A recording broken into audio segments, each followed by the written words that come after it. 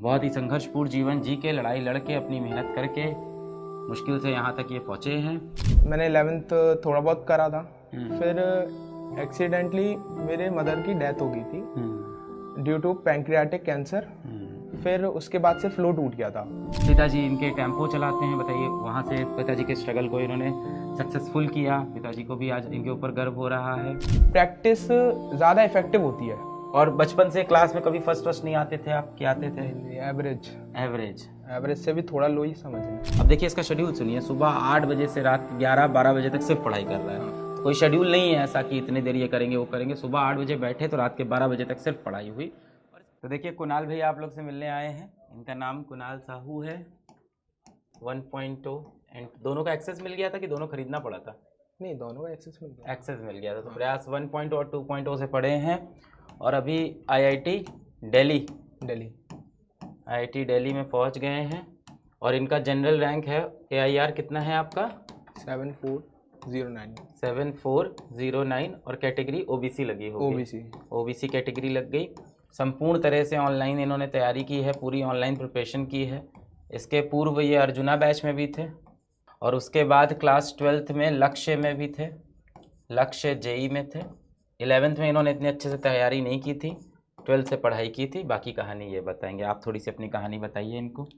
Actual preparation मैंने 12th से start की थी। सच बताऊं तो थोड़ा सा टाइम मैनेज नहीं हो पाता था स्टार्टिंग में कि 12th के लिए नहीं कि मैं एक्स्ट्रा कर लूँ 11th का। तो मैंने 12th पे ही फोकस रखा पूरा। DPPs करी, मॉड्यूल्स करे। आखिरी में नवंबर में आते आते थोड़ा वो आया कि अभी YouTube पे सीरीज चालू हुई है। हाँ। तब स्प्रिंट से पढ़ने का कोशिश करा। थोड़ा स्पीड ज़्यादा थी, समझ में नहीं आता था थोड़ा, क्योंकि ऐसा लगता था ये क्या नई नई चीज़ें आ गई हैं। और फिर 11th फिर आखिरी में आते आते मैंने 11th थोड़ा बहुत करा था। फिर एक्सीडेंटली मेरे मदर की डेथ हो गई थी ड्यू टू पैंक्रियाटिक कैंसर। फिर उसके बाद से फ्लो टूट गया था। फ्लो टूटने के बाद फिर मेरे को होश आया। फिर मैंने 12th से फिर से स्टार्ट करा पूरी रिगरसली। फिर 12th पे ही फोकस करा क्योंकि 11th का टाइम थोड़ा मैनेज नहीं हो पाता था। मेरे मेंस में 91st अटैम्प्ट में 96 परसेंटाइल के समथिंग बने, जो कि थोड़ा कन्फ्यूजन था कि ये सेफ़र साइड पे है कि नहीं। फिर मैंने बोर्ड्स पे ध्यान दिया। बोर्ड्स पे ध्यान देने के बाद बोर्ड्स निकला जैसे तैसे 75 के ऊपर, थोड़ा 78 परसेंटेज के समथिंग बना। एंड देन फिर से सेकंड अटेम्प्ट पे फोकस करा। फिर सेकंड अटेम्प्ट में मेरी 98.98 परसेंटाइल बन गई थी पिछले साल। तो फिर लगा कि हाँ इतना इनफ है कि डिसेंट NIT भी मिल जाएगा और बैकअप भी है। फिर वरुण आ गया था उस समय। वरुण तब तक आधा निकल चुका था, मतलब 11th के काफ़ी सारे चैप्टर्स हो चुके थे और ऑर्गेनिक स्टार्ट हुआ था। तो फिर मैंने ऑर्गेनिक से चालू करा एंड फिर ऑर्गेनिक ख़त्म करी, इनऑर्गेनिक ख़त्म करी, फिजिकल हो चुकी थी। तो उससे थोड़ा बूस्ट मिला कि हाँ कर सकते हैं। ड्रॉप लेने के बाद मैंने प्रयास 2 से चालू किया। मैंने वेट करा था रिज़ल्ट तक का, तो फिर प्रयास 2 से चालू किया। 2 में Rajwant sir, Sachin sir and physical में फैजल सर थे, उनसे स्टार्ट किया। फिर जब 11th हो गई थी फिर मैंने जो है प्रयास 1 पे स्विच करा था। देखिए इनका जो 11th रह गया था वो इसलिए रह गया था क्योंकि माता जी की तबीयत काफ़ी ख़राब रहती थी 11th क्लास में। लंबे समय तक उपचार हुआ, एडमिट हुए और भी चीज़ें थी और फिर अंत में माताश्री समहाउ अनफॉर्चुनेटली माताश्री दुनिया में नहीं रहे। इस चक्कर में इनका 11th काफ़ी हल्का रह गया या पढ़ाई नहीं कर पाए। पर उसके बाद इस बच्चे ने बहुत संघर्ष किया, बहुत स्ट्रगल किया।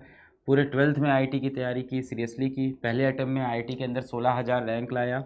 फिर अगली बार एक ड्रॉप लिया और फिर प्रयास से पढ़ा साल भर और अगली बार IIT में इस बार 7,409 रैंक लेके आए। बहुत ही संघर्षपूर्ण जीवन जी के, लड़ाई लड़के, अपनी मेहनत करके मुश्किल से यहाँ तक ये पहुँचे हैं। और इसके बाद आप लोग कुछ सवाल पूछना चाहो तो पूछ सकते हो। हाँ, पिताजी इनके टेम्पो चलाते हैं, बताइए वहाँ से पिताजी के स्ट्रगल को इन्होंने सक्सेसफुल किया। पिताजी को भी आज इनके ऊपर गर्व हो रहा है। ये मैं इसलिए बताता हूँ कि आप में से बहुत से लोग रिलेट करते हैं। कई से लोग ऐसे होते हैं जो इस बैचों के अंदर गांव देहात से पढ़ रहे हैं, कई ऐसे Tier 3 सिटी से पढ़ रहे हैं, कई ऐसा है AC रूम से भी पढ़ रहे हैं। तो सभी के लिए मैं बोल रहा हूँ कि सुख सुविधाएं कैसी भी हों या ना हो, आईआईटी की तैयारी के लिए अब वो चीज़ मैटर नहीं करती, क्योंकि कंटेंट सबके पास वो पहुंच गया है। किसी के पास थोड़ा देर से पहुंचा है, किसी के पास ड्रॉप ईयर में पहुंचा है, पर अब देखिए इस बैच के अंदर वो सारा कंटेंट बेटा आपके पास पहुंच गया। तब आप ये बहाना नहीं कर सकते कि ऐसा है सर कि हमारे घर में पैसा रुपया नहीं, हम नहीं जा सकते कोचिंग, या कोई भी बात इस तरह की। या आप ऐसा कंप्लेन भी मत करिए कि ऐसा है कि सर हमारे घर में मम्मी पापा इतना सपोर्ट नहीं करते हैं, हमारे घर में मम्मी पापा का सपोर्ट नहीं मिलता है। बताइए, इस बच्चे ने तो कितनी लड़ाई अकेले लड़ ली ना, अपने आप पूरा संघर्ष, पूरी लड़ाई अकेले लड़ी। 8 से 9 के बीच में मैं लाइब्रेरी पहुंच जाता था। 8:30 बजे से आप लाइब्रेरी के अंदर रिविजन करना शुरू कर देते थे। लगभग एक घंटे के समथिंग रिविजन चलता था। फिर मैं जो है लाइव लेक्चर में जाता था। रिविजन पिछले क्लास का? हाँ, पिछले क्लास का। ठीक है।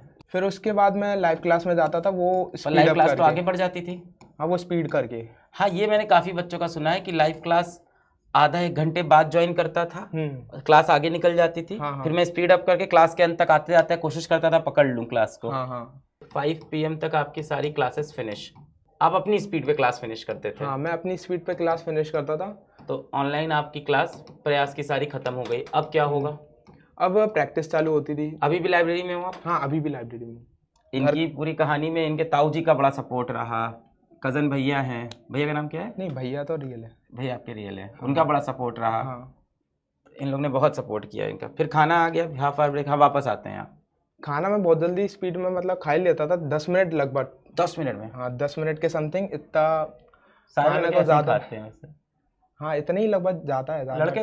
7-8 मिनट खाना प्लेट खत्म। हाँ, जानवरों की तरह। फिर ट्रैक पे डायरेक्ट सीधे मतलब लड़की लोग ऐसे तोड़ के छोटा सा ऐसे बड़ा सा फाड़ गया टेस्ट लेके। हाँ, फिर प्रैक्टिस ज़्यादा इफेक्टिव होती है। थोड़ा एग्जांपल दो किसी चैप्टर के साथ, जैसे मान लेते हैं आज कोई चैप्टर पढ़ना, उसके साथ दो एग्जांपल। तो जैसे इलेक्ट्रोस्टैटिक्स स्टार्ट किया अपन ने, ठीक है, तो आधे घंटे में अपन ने 10 से 12 क्वेश्चन का टाइम फ्रेम लगाया।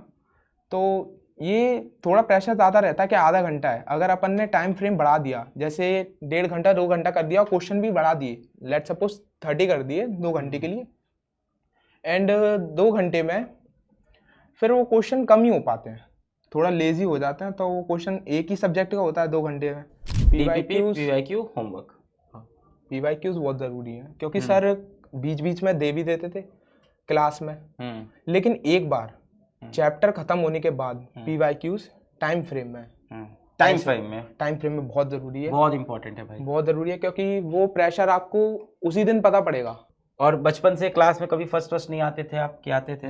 एवरेज से भी थोड़ा लो ही समझ लें।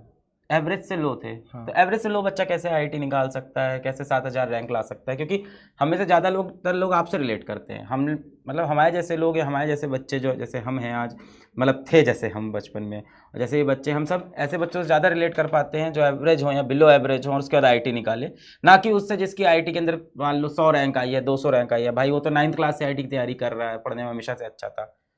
अपने बोर्ड के परसेंटेज बताओ तब। 78% थे 12th में। तुम ये चीज़ अच्छी सिखा रहे हो बच्चों को कि ऐसा नहीं है कि लेड बैक है, क्वेश्चन नहीं हो रहा है तो 1 घंटे लगे हुए हैं। नहीं, बार बार एक ही चीज़ रिपीट कर रहे हो, तो टाइम फ्रेम में हमेशा क्वेश्चंस को सॉल्व करें। टाइम फ्रेम बहुत, और नहीं हिला तो छोड़ दे क्वेश्चन वाला, क्या करें? बाद में आके उसको सॉल्व कर लें। तो आप एक एवरेज बच्चा जो है 12th में जिसके 78-79 परसेंटेज हैं, 10th में 78-79 परसेंटेज है, वो बच्चा भी आईआईटी के अंदर 7,000 रैंक, 7,500 रैंक ला सकता है अपनी मेहनत करके। क्वेश्चंस को टाइम फ्रेम में करना, शेड्यूल में रहना। अब देखिए इसका शेड्यूल सुनिए, सुबह 8 बजे से रात के 11-12 बजे तक सिर्फ पढ़ाई कर रहा है। हाँ। तो कोई शेड्यूल नहीं है ऐसा कि इतने देर ये करेंगे वो करेंगे। सुबह 8 बजे बैठे तो रात के 12 बजे तक सिर्फ पढ़ाई हुई, और इसका देखिए रिजल्ट है सामने, आज ये IIT दिल्ली में पहुँच गए हैं। बढ़िया, बहुत बढ़िया, बहुत बहुत बधाई हो, कॉन्ग्रेचुलेशन। थोड़ा तुम नर्वस दिखे मुझे पूरे टाइम, पर कोई नहीं, अभी IIT पहुंच जाओगे, 1 साल बाद आओगे, देखना एकदम कॉन्फिडेंस में आओगे। जी सर। आप लोग से फिर किसी बच्चे को ऐसे ही मिलवाने लाएंगे जो आप ही के बैच से पढ़ के भाई IIT पहुंच रहे हैं बच्चे। एंड मैं बार बार बोल रहा हूँ, ये 150 से लेके 180 का स्कोर इतना डिफिकल्ट नहीं है, एक एवरेज बच्चा भी स्कोर कर सकता है। बस आपको टीचर्स को फॉलो करना है और प्रैक्टिस करना है।